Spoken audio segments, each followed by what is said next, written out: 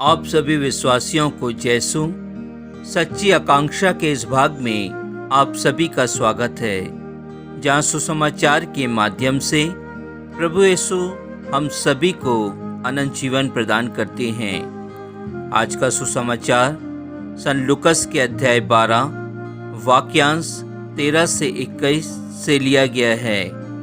क्रिस्त में प्यारे विश्वासियों, आज माता कलीसिया वर्ष का 18वां रविवार मना रही है।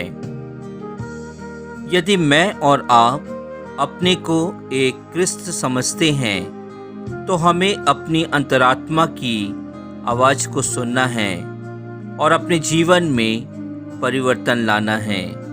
धन्य है वे जो अपने को दीनहीन समझते हैं, स्वर्गराज उन्हीं का है। क्रिस्त में प्रिय विश्वासियों, ईश्वर दया के धनी है। वे हमें बहुत प्यार करते हैं। हम उनकी संतान हैं। उन्हीं के द्वारा हमें जीवन मिला। उसने अपने पुत्र के द्वारा हमारा उद्धार किया है। वे नहीं चाहते कि हमारा पतन हो। जैसा कि सुसमाचार में प्रभु कहते हैं, सावधान रहो और हर प्रकार के लोभ से बचे रहो। मसीह हमसे कहते हैं कि हमें लोभ लालच और प्रलोभन से बचना चाहिए। जो इसमें फंसता है उसका विनाश अवश्य होता है। धन संपत्ति के पीछे पड़कर वह अपनी मान मर्यादा खो जाता है। उसकी आत्मा मर जाती है और उसका आध्यात्मिक जीवन नष्ट हो जाता है। अतः प्रभु हमें कहते हैं कि सावधान रहो और प्रलोभन में मत पड़ो, नहीं तो तुम भी नष्ट हो जाओगे। प्रिय विश्वासियों, धनी व्यक्ति का दृष्टांत उसके स्वार्थीपन एवं दूरदर्शिता को प्रकट करता है। लेकिन प्रभु कहते हैं, अरे मूर्ख, तुम नहीं जानते हो, आज ही रात को तुम्हारा जीवन ले लिया जाएगा।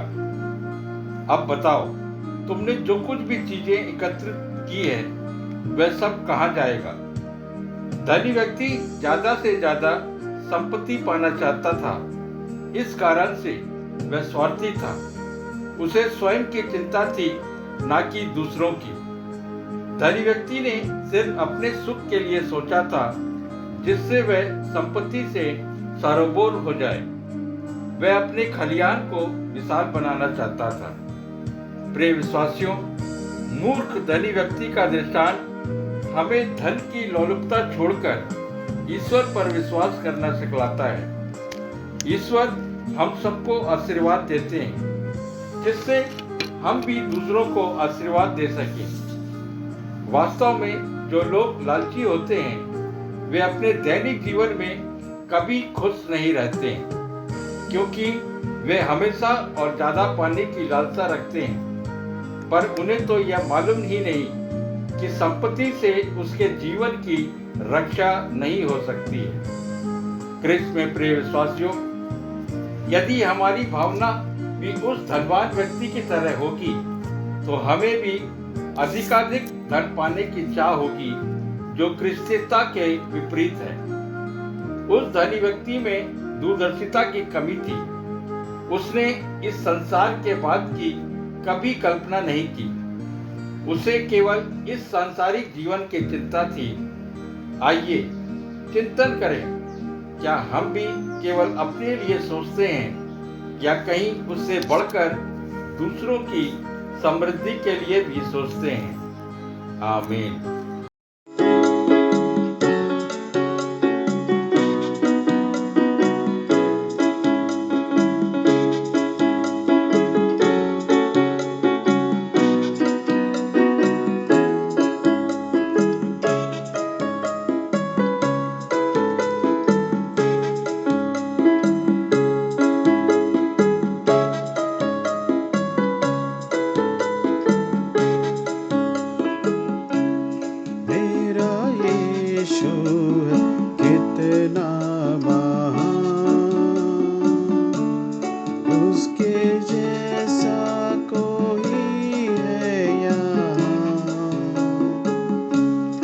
उसके चरणों में सजदा करूं।